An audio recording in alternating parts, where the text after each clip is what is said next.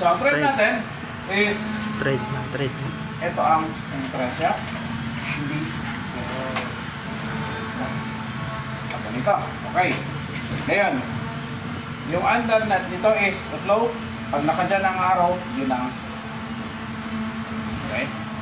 So, ang thread natin is clockwise. Ipapalit natin. Puputin nyo lang. And then, thread is over. Si Vincent, marunong na. Okay, so ganun din. Tulak nyo dito sa kamay. And, kailangan kumagat yan. Parang wave mo ito. Parang dito lang talaga. Yan. Yan. Dapat tubig yan. Walang tubig yan.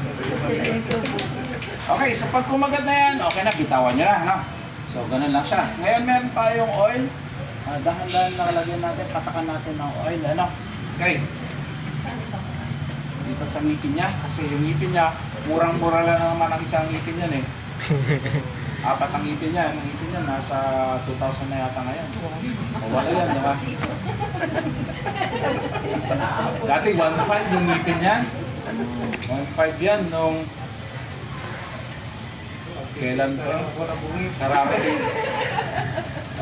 Kailan ba yun? Before millennium ata, kapag millennium, 2003, 2004, kailangan ko natin mga motor oil na ganyan. Pero pag sa Nawasa, huwag kayong gumamit ng ganyan if possible. Okay, gusto nyo bang uminom? Nilayan kayo na ganyan. O, contaminate sila, lalasin sila, di ba?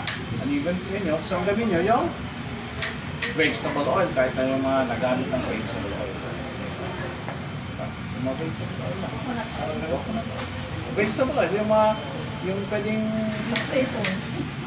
makain na oil. Anong tawag sa dito lang yan, yung mangipin. Okay, so hindi ko na itutuloy yung thread kasi diretso kayo na ang magtutuloy niyan. Ganun lang kasi kaya. Okay, so pag and at least meron tayong 1 inch na thread. 1 inch. Kung eto, hatiin ito sa tatlo, yung dulo ng bawat metal ay may thread na. Okay, hugot tayo ng isang bakad ng metal doon. Pasuyin na lang sa loob. Pasuyin na lang, pasok na lang kayo. Sabihin nyo kay Sir Minan dito. Dito, diretso. Dito, kay Sir Minan. Sir Minan, andyan na ba? Andyan na pala. Yan. Okay na yung isa. Ayan na, mayroon ng thread, di ba? May thread na yan. So, pag RSC, hindi pa masyadong maganda yung thread niya. Kaya doblehin nyo lang. So, at least ayan na, at 1 inch. Yeah? Okay. So, na-thread na. Okay. So, ang gagawin lang natin is cut and bend lang tayo. Yung thread, ito lang muna ang pag-practice nyo. Huwag na ito pa rin. Hindi tayo makasama. Okay. So, pag natapos nyo ng mag-cut and thread, ay mag-cut and bend, yung isa gusto mag-thread dito. So, dalawang tao ang yung gumagawa. Okay. Pagka-thread niya, cut din nyo ulit. Sunod yung isa.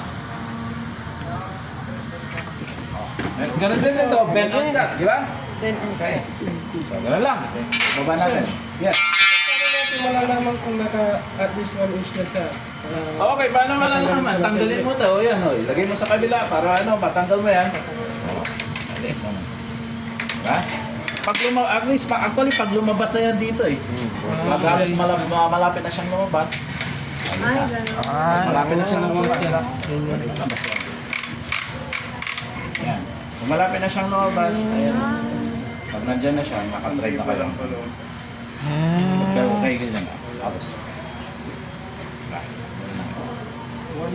Pero kung sakali sumubra ka sa 1 inch sir, okay lang naman. Wala problema yan. Basta kung importante na. Basta ulit po kitang tumikot Yung lang. 1 inch sir. Pag pinakuha yung 400 sir, hindi magiging ano siya. Hindi, kasama yun kasi. Okay? So, ganun lang yun ha. Hindi ko na itutuloy. At least nakita nyo na ano. Okay, ngayon. Offset tayo. Okay. Sa offset na yan, dito ko gagawin kasi parehas na bakal din yan. No? Okay, so pakitanggal.